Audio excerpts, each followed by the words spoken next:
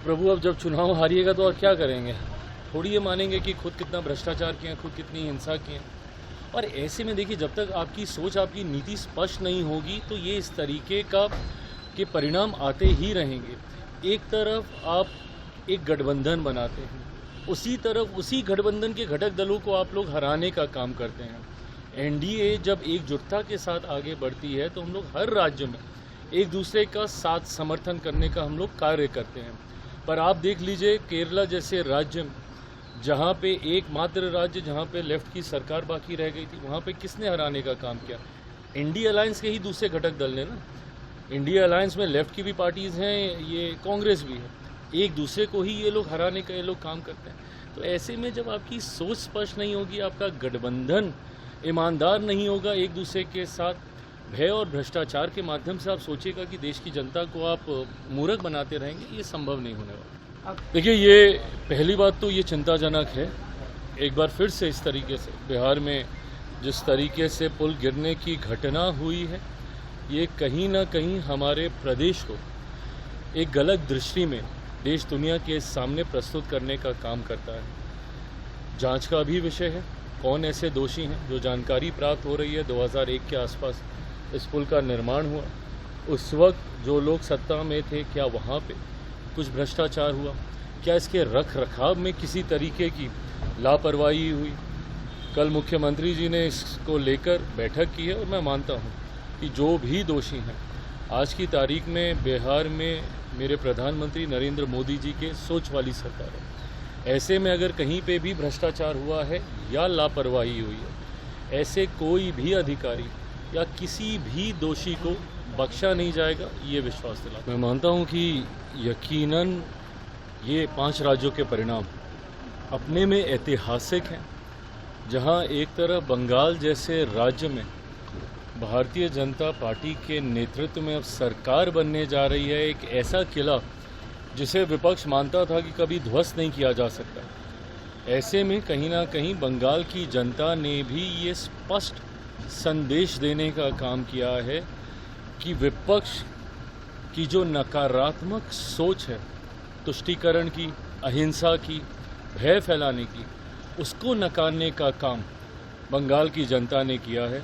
मैं अपनी तरफ से, अपनी पार्टी लोक जनशक्ति पार्टी रामविलास की तरफ से हमारे प्रधानमंत्री आदरणीय नरेंद्र मोदी जी को, जिनके नेतृत्व में ये संभव हुआ, जिनकी रणनीति से संभव हुआ, गृह मंत्री अमित शाह जी, और हम लोग के लिए ये एक और खुशी की बात है कि भारतीय जनता पार्टी के राष्ट्रीय अध्यक्ष बिहार से हैं और उनके नेतृत्व में पहली बार ये चुनाव हो रहे थे। ऐसे में बंगाल जैसे राज्य को जीतना, असम में इतनी बड़ी जीत हासिल करना, पुडुचेरी में जिस तरीके से भाजपा का प्रदर्शन रहा है, ये अपने में दर्शाता है कि आज भी देश की एक बड़ी आबादी मौजूदा प्रधानमंत्री नरेंद्र मोदी जी के नेतृत्व में विश्वास रखती है।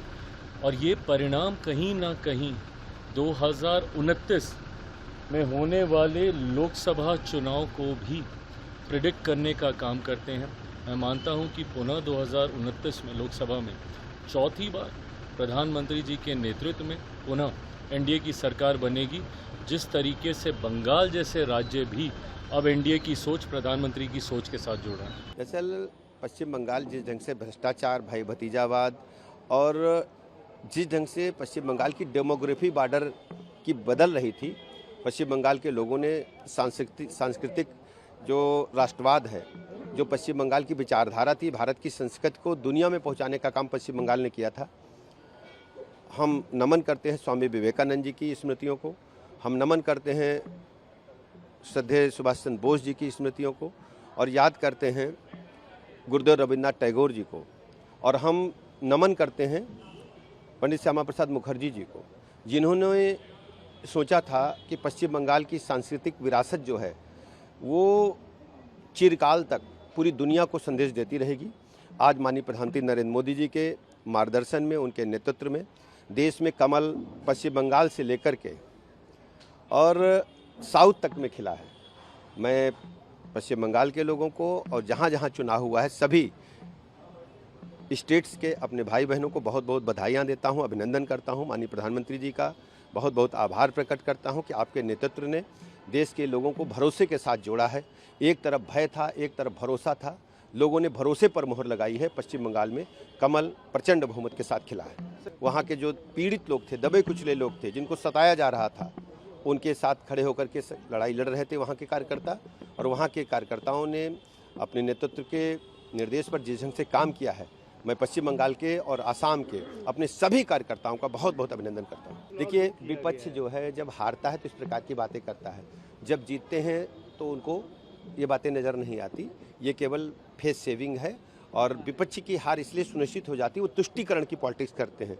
अब आप एक दायरे में बंद करके राजनीति नहीं कर सकते। अब देश का युवा, महिलाएं, गरीब, किसान जाग चुके हैं। माननीय मोदी जी के नेतृत्व में प्रचंड बहुमत की तरफ भारतीय जनता पार्टी पूरे देश में बढ़ रही है। अब जिन जिन राज्यों में अभी जहां चुनाव होंगे, मैं उत्तर प्रदेश के बारे में कहना चाहता हूं।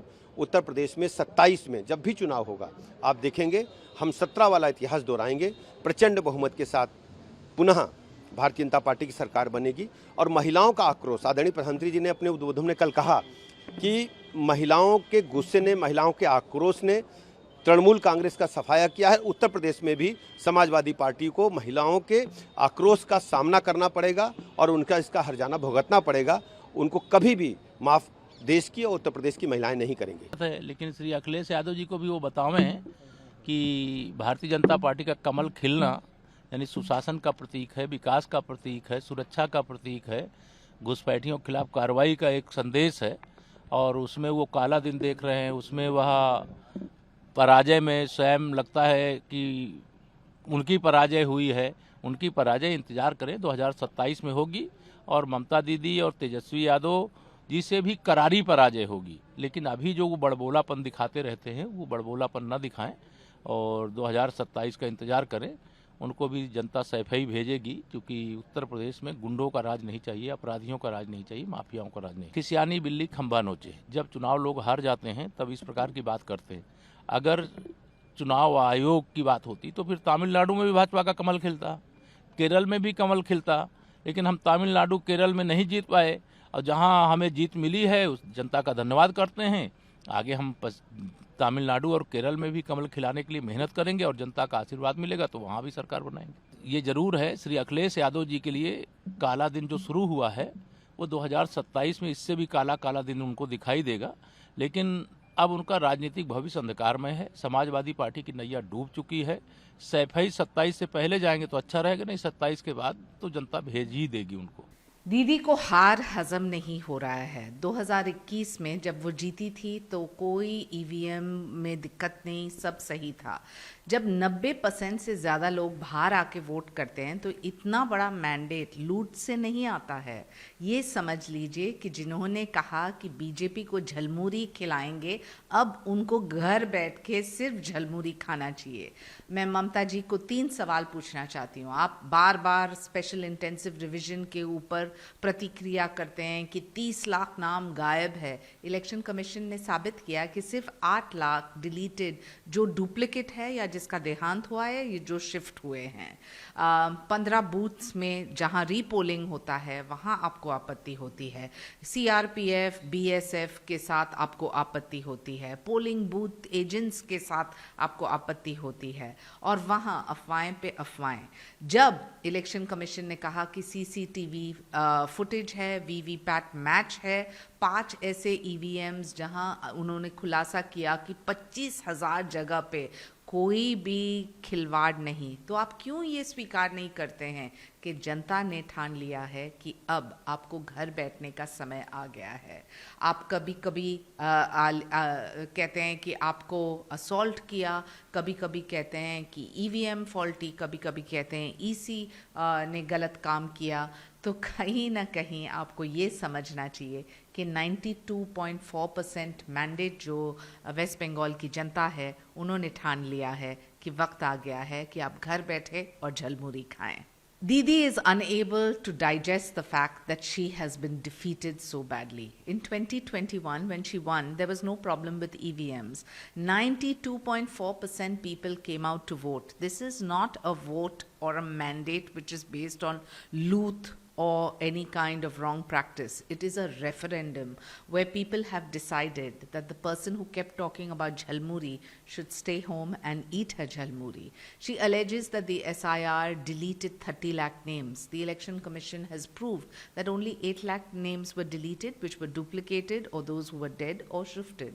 She alleges on the EVM tampering. 15 booths went to repoll. The central forces, the CRPF and the BSF that were doing its job, she alleges that they assaulted her. How much can you spread a false narrative, ma'am? And when everything is under CCTV footage and VVPATs which are matched at various locations, you really have no excuses left. Please understand, this is a vibrant democracy that chooses the best party, and this time it is the BJP. Rahul Gandhi के tweet पे हंसी आती है. पहले वो कहते हैं कि इलेक्शन कमीशन ने फ्री फेयर पोल्स नहीं किया, डिलीशन हुए वोटर्स के SIR के निमित्त, मिसयूज था सेंट्रल फोर्सेस का, EVM मिसमैच था, बोलते हैं कि ये पूरा एक मैन्युफैक्चर्ड मैंडेट है. मैं उनको सिर्फ एक सवाल पूछना चाहती हूँ, क्या आप ये मानते हैं केरला के लिए भी, जहां आप जीतते हैं UDF के साथ 90 सीट्स आपको मिलते हैं 140 में, वहां भी EVM टैंपरिंग हुआ क्या? सवाल ये है कि जब आप आपत्ति जताते हैं इलेक्शन कमीशन के ऊपर और कहते हैं कि हार जीत वो तय करते हैं, तो ये स्वीकार कीजिए कि केरला में भी आपकी हार हुई है, जीत नहीं. प्रधानमंत्री ने सही कहा कि चुनाव लोकतंत्र का उत्सव है. जब 5 राज्यों में 90% से ज़्यादा वोटिंग हुई है, वहाँ जनता ने शांतिपूर्ण तरीके से ठान लिया कि वो परिवर्तन चाह रहे थे. चुनाव आयोग ने पूरी ट्रांसपेरेंसी के साथ अपना कार्य किया और जहाँ तक SIR का सवाल है, कानूनी तौर पे फर्जी डुप्लीकेट नाम, जिनका मृत्यु हुआ, जिनकी हत्या हुई, वो सुप्रीम कोर्ट के आधार पे उन्होंने लागू किया. तो हर सीट पे जहां 5 VVPAT मिले, वहां हर चीज मैचिंग था. 25,000 से ज़्यादा जगह पे ऐसे रैंडम चेकिंग. तो जो लोग अफवाहें फैलाते हैं उनको ये समझना चाहिए कि हार जीत तो होते रहती है. प्रजातंत्र की खूबी है कि जो जनादेश जनता ने दिया वही सर हाकों पर, जैसे कहते हैं जो जीता वही Sikandar. The Honorable Prime Minister has rightly said that festivals of democracy is the election. In the 5 states that went to poll, 92% people came out and gave a referendum. They voted peacefully without fear, and the Election Commission only did its job, which was to conduct impartial elections. When people allege that the SIR did something wrong, I want to ask, if there is a duplicate name, if there is a false name, if there is somebody who's died, if there's somebody who's shifted, why should they be in the voting list? This is as per the Supreme Court guideline. And on every seat where there were 5 VVPATs and CCTVs and there was no mismatch, there were over 25,000 places where there was seen randomly that there is no mismatch. So stop spreading false narratives and understand that victory and defeat is part of democracy and जो जीता वही सिकंदर. विजय की विजय अपरंपार है और ये कहीं ना कहीं देखें तो एक रेफरेंडम है DMK के परिवारवाद के खिलाफ, DMK के भ्रष्टाचार के खिलाफ, और अब वक्त आ गया है कि वो डिलीवर करें एडमिनिस्ट्रेटिवली, क्योंकि तमिलनाडु की जनता त्रस्त है. हम शुभकामनाएं उनको देते हैं, लेकिन उनका एग्ज़ाम अभी शुरुआत होती है और उम्मीद करते हैं कि वो पास करेंगे जनता के दृष्टिकोण से. आदरणीय सुनेत्रा वैनी की जो जीत है, 2 लाख से ज़्यादा मार्जिन, ये अपरंपार है और बारामती की जनता ने ठान लिया है कि ये एक श्रद्धांजलि है अजीत दादा के काम के प्रति, और सुनेत्रा वैनी जो ऑन ग्राउंड काम किए हैं सदियों से, वो भी दिखता है. कहीं ना कहीं एक तरफ सेलिब्रेशन है और एक तरफ श्रद्धांजलि. दोनों तरफ से हम सिर्फ चाहेंगे कि सुनेत्रा वैनी अच्छा काम करते रहे बारामती के लिए, और अभिनंदन उनको.